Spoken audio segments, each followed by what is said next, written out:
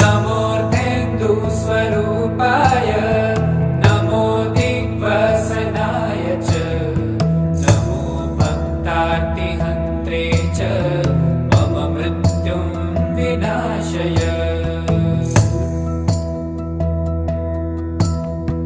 देवं मृत्युविनाशनं भयहरं साम्राज्यमुक्तिप्रदं नानाभूतगणान्वितं दिवि पदैर्दिवै सदा सेवितम्।